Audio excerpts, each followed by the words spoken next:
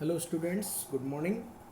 So we are continuing with our chapter number 1, Python basics review, and our today's topic is list.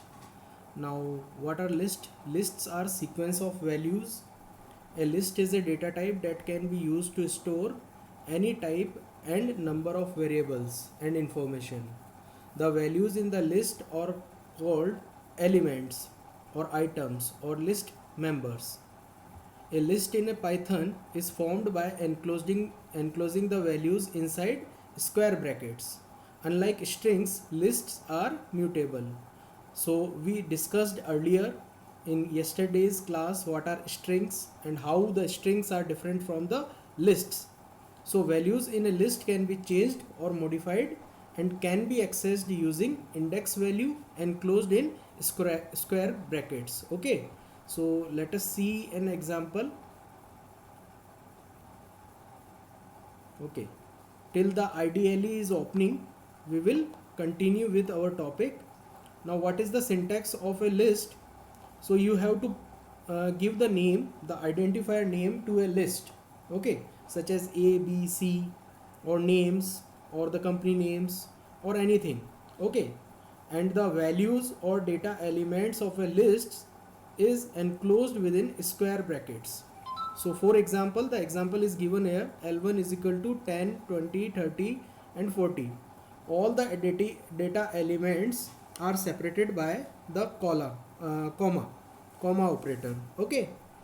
So we can assign any number of elements in the list, and if you want to append the list, we have the built-in methods available in the Python library through which we can uh, append the lists, okay. We can also update the list. So various methods are there. We will discuss all these methods. Now we will see what a list is, okay. So this is the Python's, okay, which mode, in which mode I have opened the Python IDLE. So there are two ways to write programs in Python. The first one is interactive mode, this one, and the another one is script mode, okay.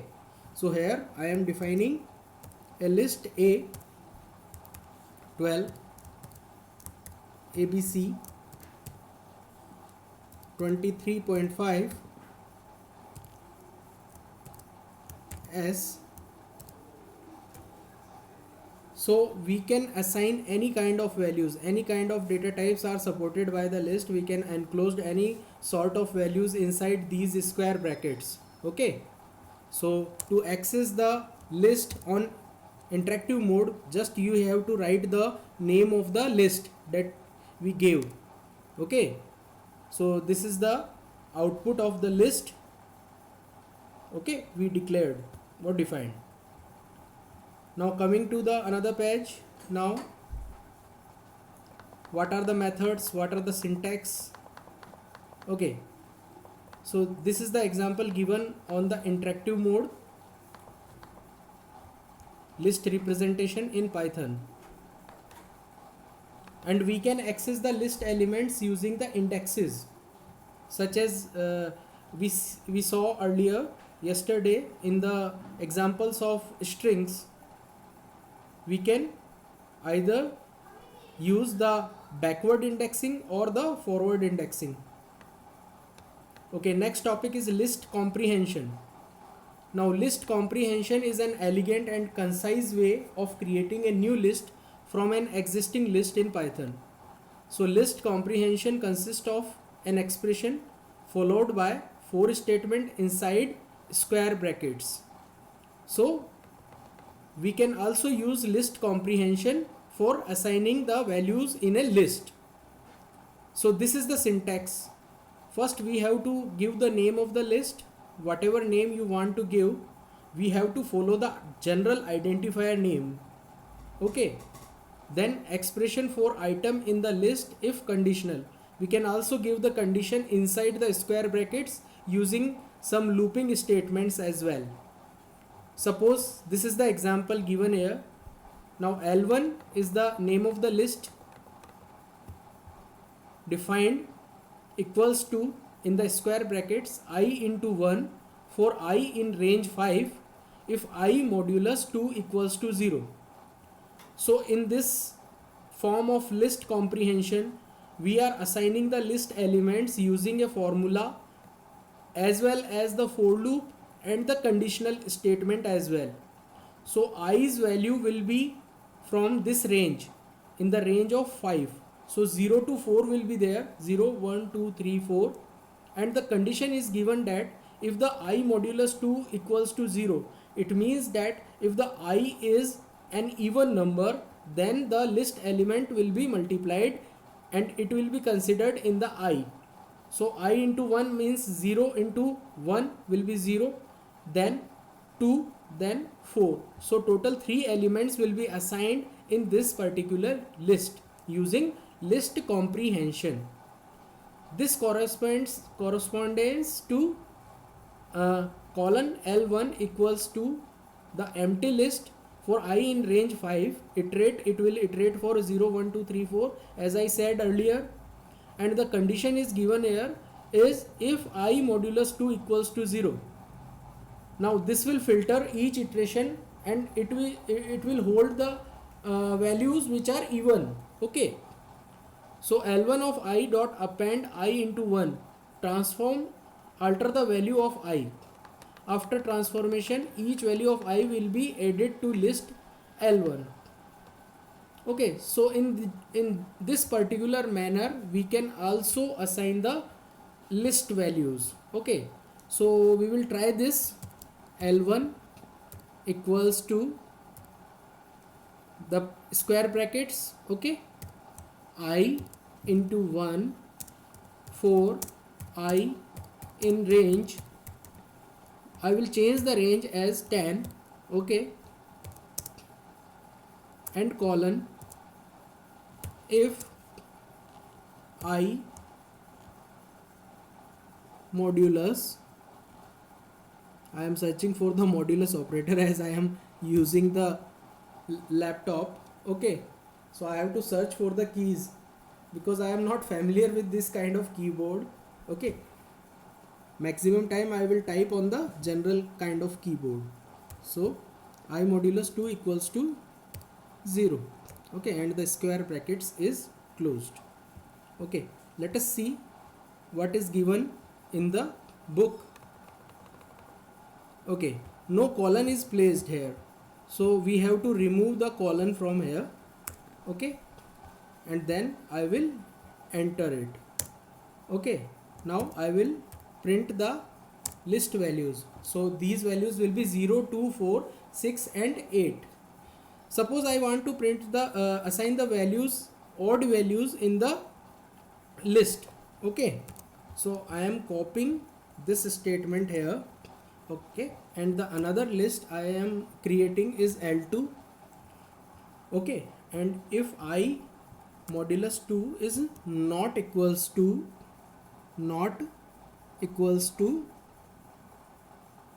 0. Okay, not equals to 0. Okay, then I will print L2, so it will contain only the odd values. Okay, I hope you will understand this list comprehension method, although it is not essential or mandatory to read this, and it is not so important because you can do the programs as per your own choice, but the logic should be there. Okay, whatever method you want to adopt, you can use that particular method to solve a problem. Okay, after that, list slicing. We have discussed in the strings that we can make subparts of the list or strings. The similar way we have accessed the strings, in that particular manner we can also slice the lists. Okay, so here the format will be list's name and the starting element or starting index, colon, the end index, colon, then the steps. Okay, if you want to skip, if you want to go ahead by 2 steps or 3 steps, you can choose as per your own choice. Okay, so here the example is given here. Now L1 is 100, 200, 300, 400, 500, 600, 700, 800, 900. Total 9 elements are given. Okay, the indexing, the forward indexing is from 0, 1, 2 and so on up to 8. And the backward indexing, you know, this will start from the forward where the forward indexing will end. So this 8th element in the backward indexing, it will be considered as the backward index minus 1. Okay, so in this manner we can access the elements of a list. So L1 5 colon.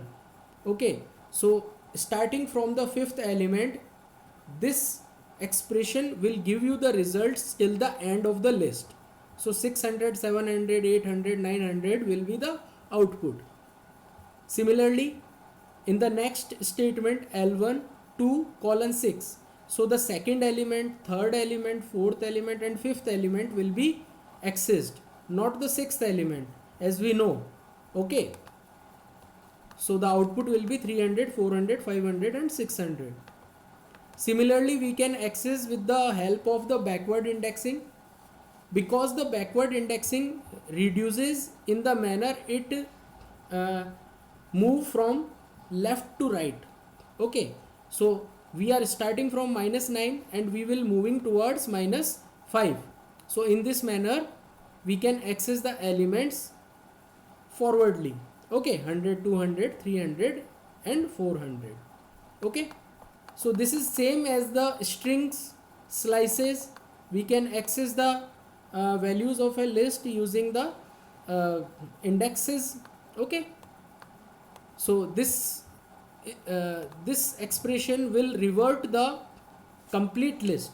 Although we have also have the method L1 dot reverse, we can use the reverse method to reverse the list as well, but it will permanently reverse the list. Okay, but here using the double colons and -1, we can access the list elements from the backward index. Okay, now many methods are more, built-in functions and methods are there. So these methods we can use to access the elements, to find out the maximum, minimum. Okay, to sum up the elements of a list, to compare the list elements. So the this table is given here, in which the functions and the description of the functions are given. Okay, the first one is the CMP method, in which first list is compared with the second list. It compares the elements from both the lists. Suppose we have two lists, list 1 and list 2. Then if we want to compare the list 1 and list 2 elements, we can use CMP method or comparison method. Then another method is length method, very important. In many programs we use this length method. It is also used in the strings len, len, and in the parenthesis we have to pass the list data type or list identifier name. Okay, it will return the total length of the list. Then the max method will return the maximum value in the list. Next method is min method, min method. Min method will return the minimum value in the list. Okay, next method is list method. It will convert a tuple into a list. Suppose we want to convert a sequence into a list, then we can use this list method. It is also a data conversion method through which we can convert a sequence into a list. Then sum method is sums up all the numeric values present in the list. Python also offers the following list methods, very important methods. These are, the first one is append method. So it will add the items to the end of the list. Index method, it will return the index of the element of the list. Okay, then insert method. In the insert method we can insert an item or data element at a specified index in the list. So we will see this through an example. suppose we have the list as L1 or L2, whatever you want to choose. Suppose I want to append or append the list L1. Okay, so I will write down L1 dot append, and the data element you want to append you have to put in the parenthesis. Okay, now I will print this L1. So the list will be appended. Earlier it was 02468, now it is 0246810. Okay, now next, in the next line we will use the index index method. You know index. Suppose you want to know the index of the element 6. Okay, so you have to put here 6. Now the index will be 3, 0 1 2 3. So third index is of the element 6. Okay, you want to insert an element in between the list, then L1 dot insert. So first we have to write down the index at which we want to insert the element. Suppose I want to insert the element as the first position and the element will be 1. Okay, now I will print this list. Now 0 1 2 4 6 8 and 10. Let us see another example. Suppose I want to insert 3 in between this 2 and 4, in between this 2 and 4. So I have to insert the element at the index 3. Okay, so L1 dot insert, and the index you have to give and the element you have to write. Okay, then L1. So we have the elements now as 0 1 2 3 4 6 8 10. So in this way we can use these methods: append method, index method, insert method. Another method, very important method, is sort method.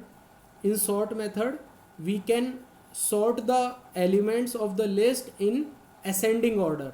Okay, so you will ask me about the method in which we can sort the values in the descending order. So it is very simple. First you have to sort the data elements using sort method, and then you can use the reverse method. So using reverse method, the order of the items in the list will be reversed. Okay, remove. Now remove method will be used to remove the occurrence of an item from the list. So if there are two elements with the same values, so two indexes having the same values in a list, then the first occurrence of the particular element or data item will be removed from the list. Okay, so this is the example given here. So program to find out the maximum, minimum and mean value from the list. So we have an empty list, then n is the number of elements you want to insert, then we have the one loop counter which is starting from I equals to 0. Okay, so while I is less than n, so it will increase or append the list items, and each of the list item will be inputted into the list. Okay, after that a max method is used to find out the maximum from the list, and minimum method is used to find out the minimum from the list. And sum of the list, mean, to calculate the mean from a list, we have to first calculate the sum of the all numeric values, and then the length of the list element, means the number of elements in the list will be find out, and the sum of the list will be divided by length of the list. In this manner we can find out the mean of the list. You have to try this practical on your systems by your own. Okay, practice it. Okay, how to copy a list? So there are a simple way to copy a list from a list to another list. Suppose we have a list named in list 1.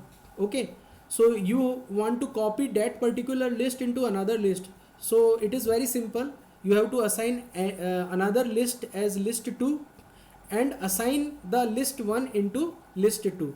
in this manner the list 1 elements will be copied to the list 2 elements.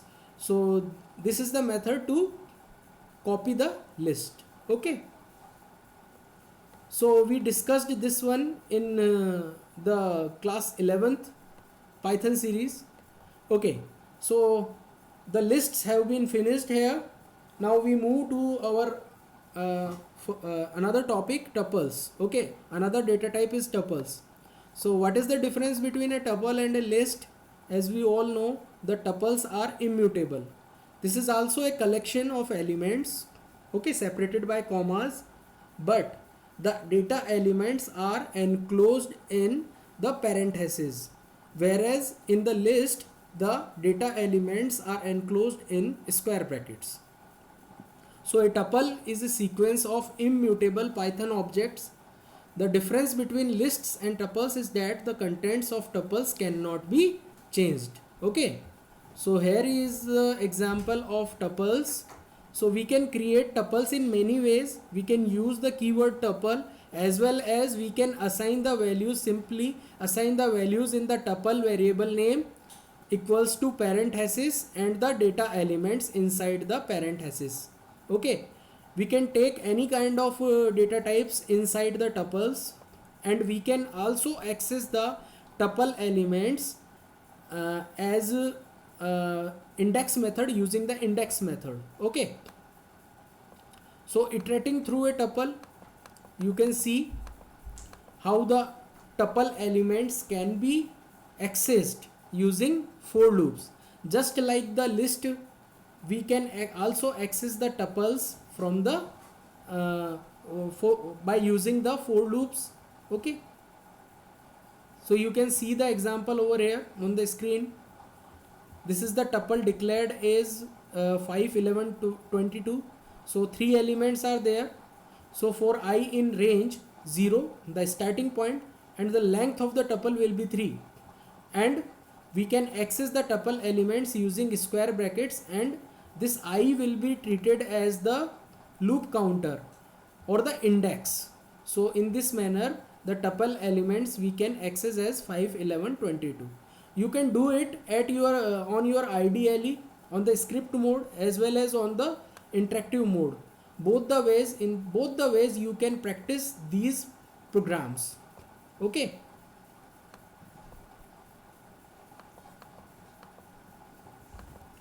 so just like the list methods, we can use the operators in the Python expressions of tuples. So length of 1, 2, because the tuple is given inside this parenthesis, so there are 2 elements, so this will result into 2.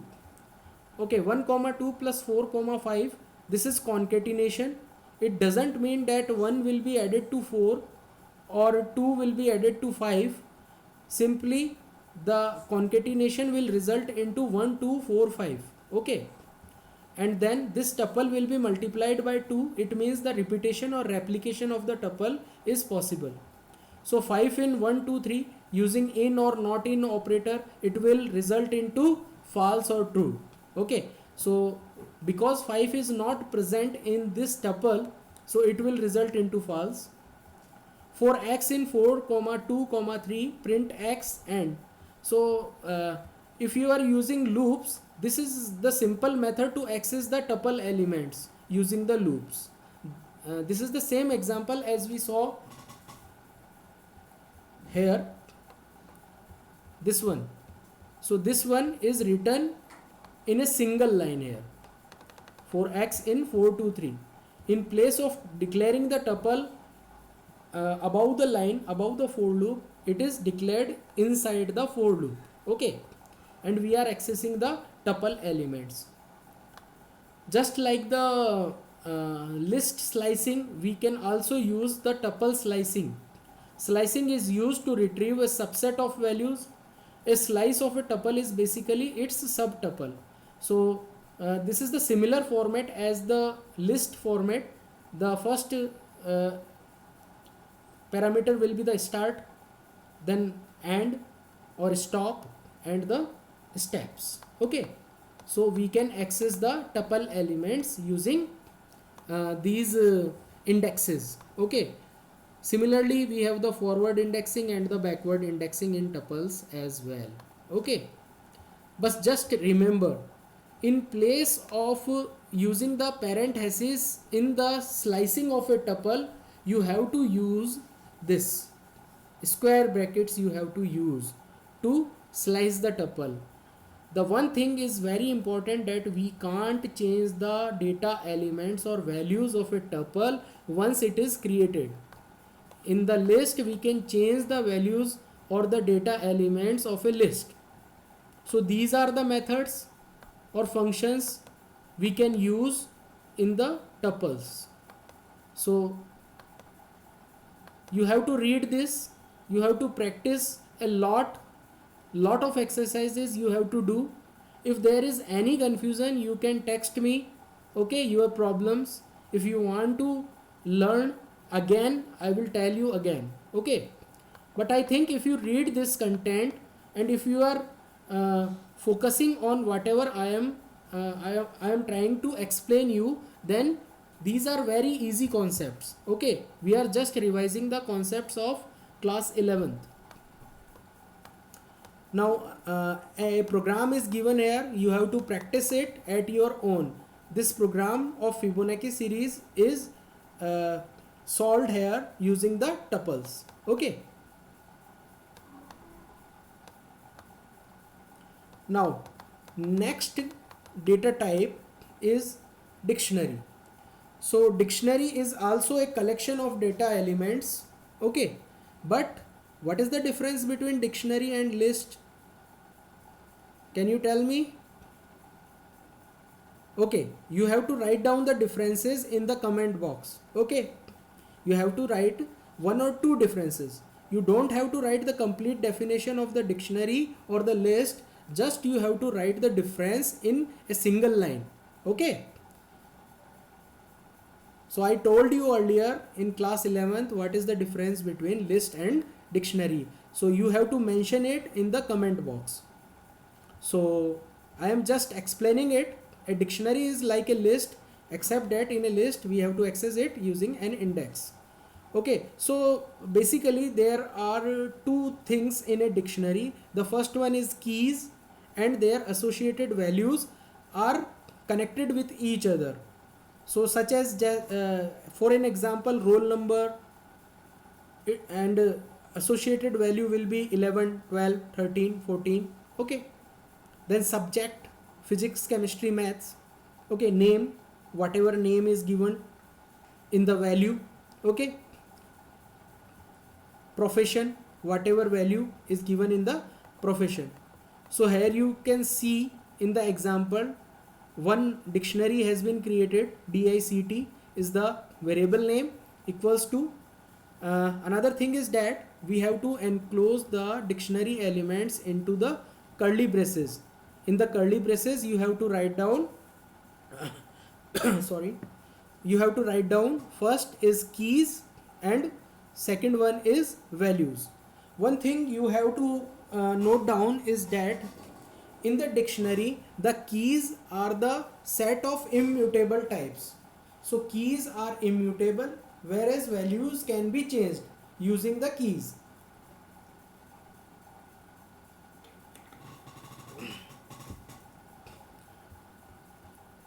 Okay, I can explain you. We have to clear this up.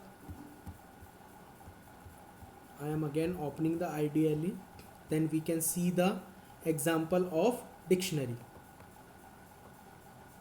Okay, so I will create a dictionary named as A equals to, suppose the first one is roll number.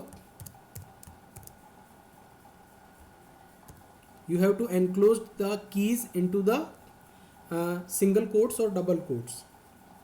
So roll number, as you know, is a numeric value.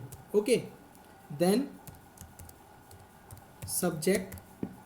Now this subject will be a string type, so I am enclosing the value of subject into single quotes. Okay, then I am giving another parameter as marks.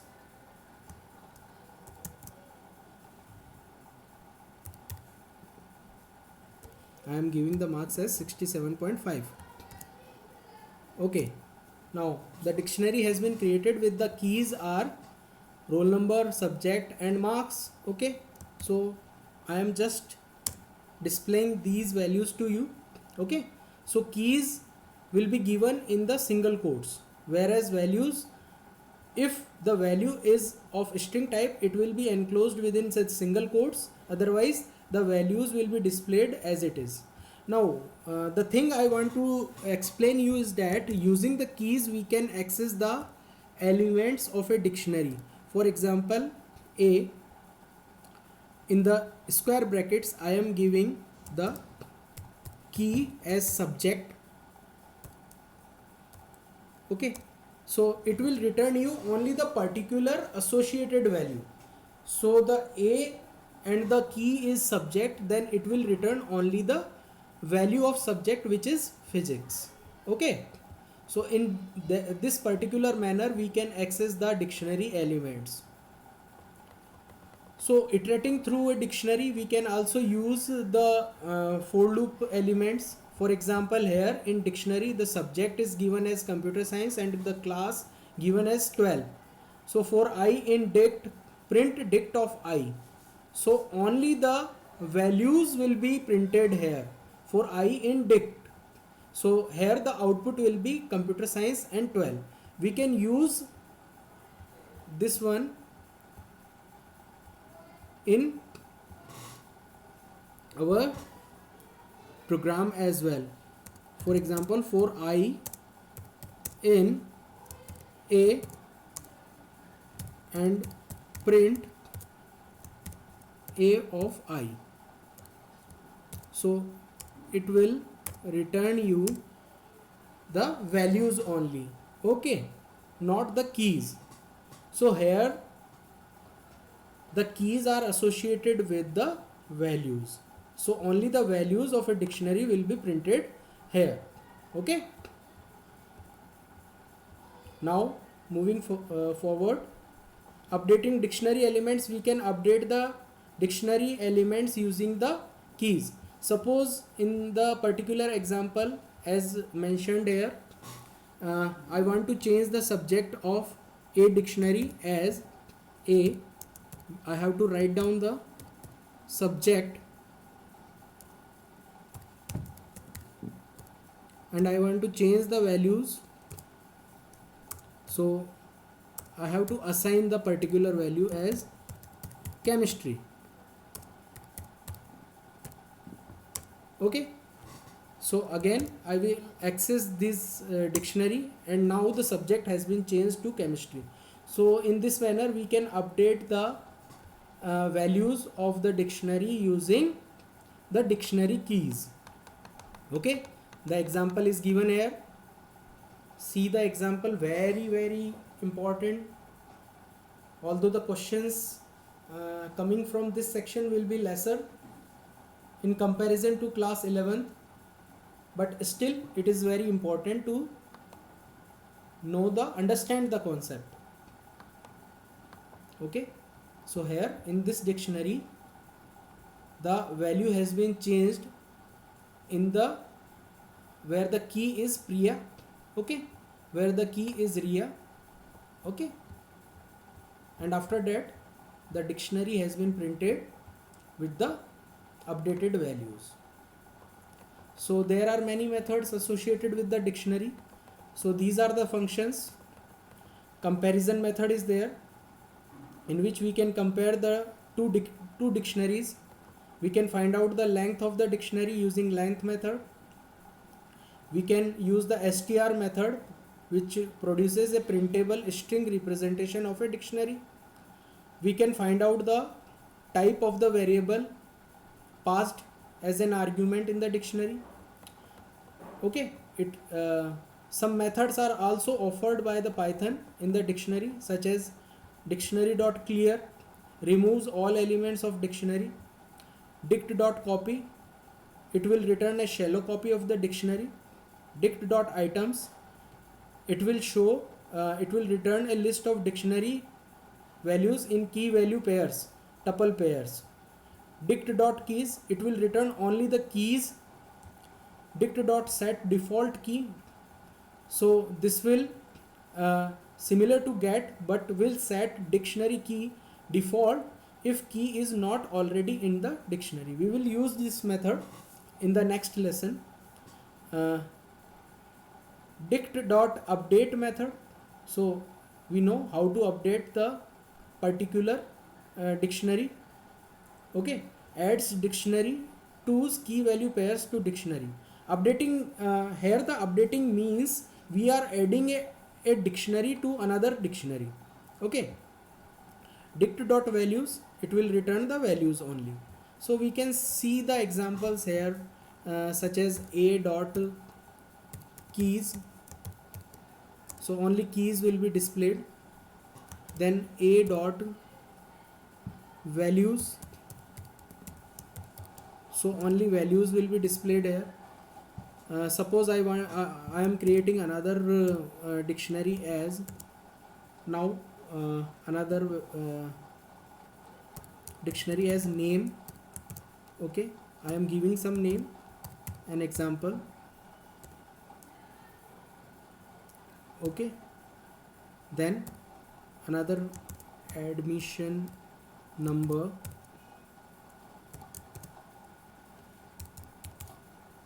Okay, oh sorry,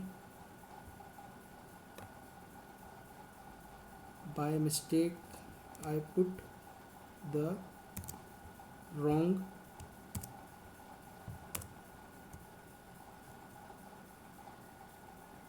okay. So we have created another dictionary. Now we can use the update method. I am updating A with B. Okay, now I will write down B. So now A is updated with more keys and value pairs. Roll number, subject and marks were already there. Now the name and admission number are added in the last. Okay, so in this method we studied a lot. Now some programs are given here. You can see the PDF, you can solve the problems in the IDLE. You should create the programs by your own. So it will be better that you should practice a lot. You should do practicals on the laptops. Okay, next method is your sorting techniques, and I think this is the last topic of this unit. So we already studied in class 11 that sorting is the way to arrange the list in an ascending or descending order. Okay, so we have two methods, bubble sort and insertion sort. So we will see these two methods in the next part of the video. Thank you and take care. Bye.